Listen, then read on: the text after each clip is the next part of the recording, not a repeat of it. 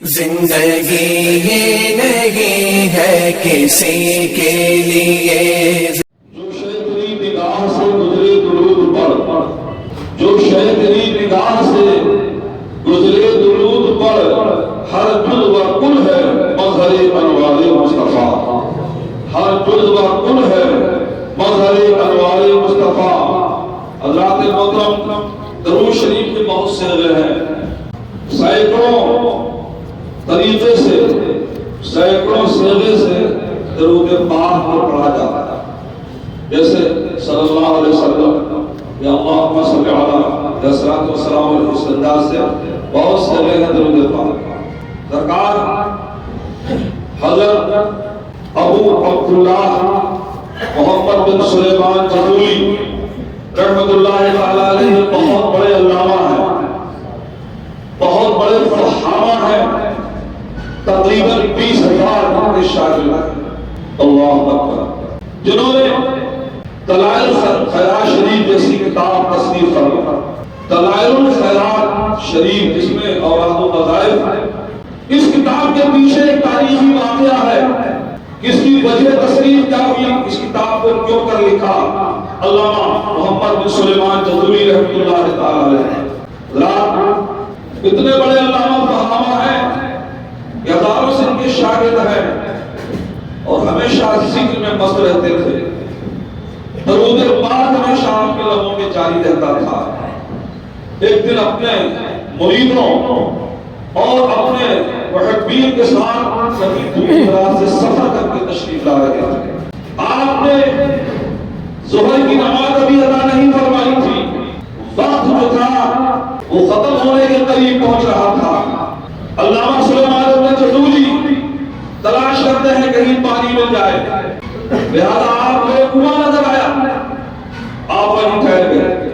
اب کنویں کے پاس کھڑے ہوئے ہیں، دیکھتے ہیں ہمارے پاس تو نہ رسی ہے نہ ہمارے پاس ڈول ہے، اب پانی کیسے نکالا جائے کنویں کا؟ تو علامہ پریشان، ادھر گھومے ادھر گھومے ادھر گھومے، اور آپ کے ساتھی ہیں مریدین محبین ہیں وہ بھی پریشان ہیں کیونکہ نماز ظہر کا آخری وقت ہونے والا ہے۔ کافی پریشان ہوئے علامہ، تو پڑوس میں ایک مکان تھا، اس مکان کی کھڑکی سے ایک 8 سال کی بچی علامہ کی پریشانی کی حالت کو دیکھ رہی تھی۔ حضرات محترم، وہ لڑکی 8 سال کی دیکھ رہی ہے کہ یہ کیوں پریشان ہے، جن کے ساتھ اور لوگ ہیں وہ بھی پریشان ہیں، لہذا وہ لڑکی اپنے مکان سے نکل کے آئی اور علامہ سے کہتی ہے آپ لوگ کیوں پریشان ہو؟ پریشانی کی وجہ کیا ہے؟ کوئی ادھر جاتا ہے، کوئی ادھر جاتا ہے، کوئی ادھر جاتا ہے۔ تو علامہ نے کچھ نہیں کہا، اتنا کہا کہ میرا نام محمد بن سلیمان جدولی ہے، آپ نے اپنا نام اس لیے نہیں بتایا یہ میری کوئی مدد کرے، بلکہ اس لیے بتایا تھا کہ نماز ظہر کا ٹائم آخر ہونے والا ہے اور پانی کا کوئی سسٹم نہیں بن رہا۔ تو وہ لڑکی کہتی ہے پھر پریشانی کیا ہے آپ کو؟ آپ ہی علامہ سلیمان جدولی ہیں؟ کہا تو اس کا مطلب اس لڑکی نے کبھی سنا ہوگا، تبھی کہہ رہی آپ ہی علامہ سلیمان بن جدولی ہیں؟ کہا میں نہیں نام۔ تو ذات مطلب کا پریشانی کیا ہے؟ کہا میں ظہر کی نماز پڑھنا ہے، پانی نہیں ہے۔ کہا نکالو، پانی ہے تو یہ کنواں۔ تو کہتے ہیں میرے پاس رسی نہیں، میرے پاس ڈول نہیں، میں کیسے پانی نکال پاؤں گا؟ اتنے بڑے علامہ ہو گئے، اتنے بڑے فہامہ ہو، دنیا میں تمہارے علم کی روشنی ہے، ڈنکا بجتا ہے علامہ ابن جدولی کا، اور اتنی سی بات کے لیے پریشان ہو۔ کہا ہمیں پریشان ہونے کی وجہ ہے کہ پانی نیچے ہے، اب وضو کرنا ہے اور نماز ظہر کا آخری وقت ہے، پریشانی کی تو وجہ وہی ہے۔ تو علامہ سے وہ کہتی ہے کہ پھر ٹھیک ہے ہٹو۔ وہ آ گئی 8 سال کی بچی، کنویں کے بالکل قریب تھا، اب جا بولا ہوتا ہے سمجھ کے آگے کر کے قریب ہو گئی، اور اس کے بعد کچھ پڑھتی ہے اور پڑھنے کے بعد اس نے کنویں میں تھوک دیا۔ اس 8 سالہ بچی نے کنویں میں اپنا تھوک ڈال دیا، اور جیسے اس لڑکی نے تھوک ڈالا ویسے ہی سارے کنویں کا پانی بالکل اوپر آ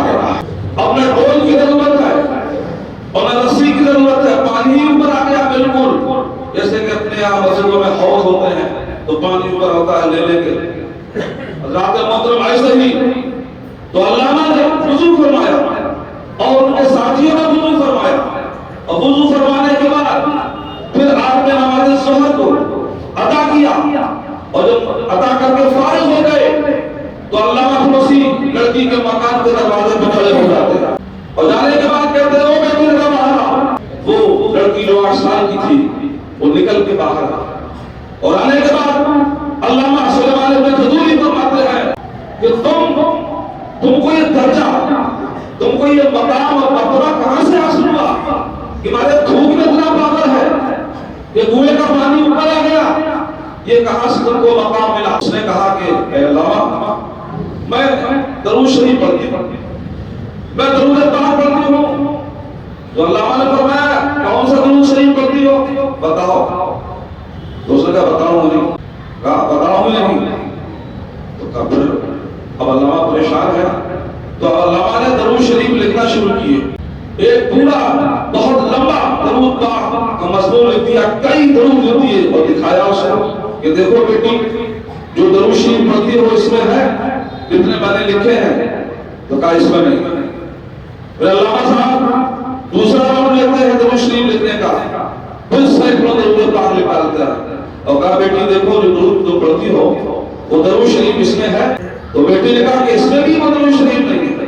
پھر علامہ نے تیسرا راؤنڈ لیا درود شریف لکھنے کا اور اس کے بعد پھر جب تیسرا راؤنڈ لیا کہا دیکھو بیٹی جو تم درود پڑھتی ہو وہ اس میں ہے.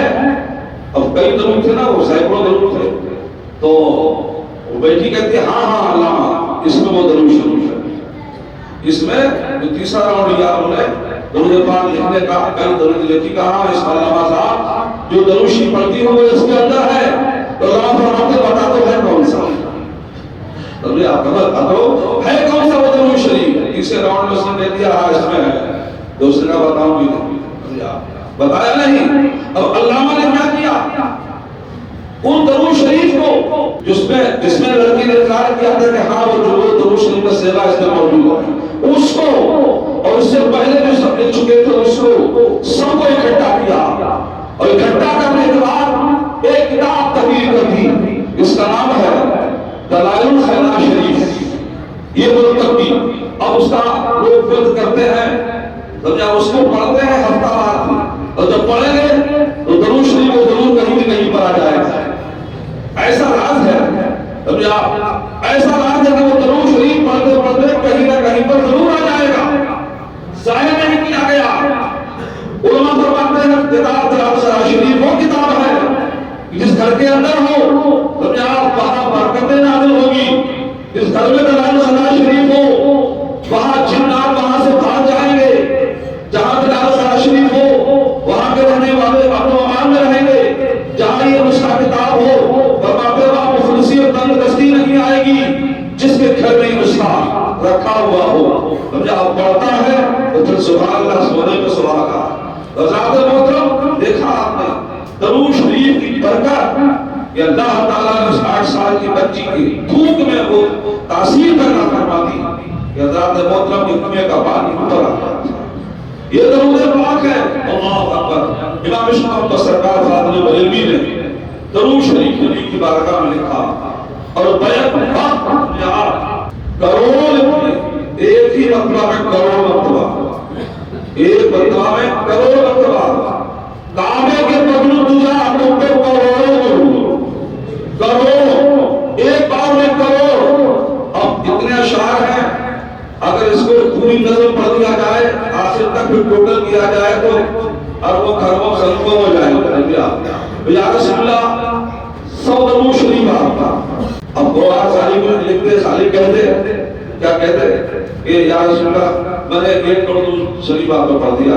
تو خالی کہنے سے نہیں, اعلیٰ حدیث نے لکھا ہے اس میں عامل بھی تھے. وہ عامل بھی تھے. صبح شام کی زبان پہ درود پاک کا ترانہ بھی رہتا تھا. سمجھا. وہ اپنے آقا اور مولا کی بارگاہ میں درود شریف میں مست رہتے تھے.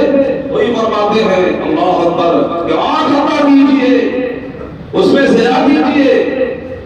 آنکھ عطا کیجیے کائے کے لیے آنکھ عطا کیجیے.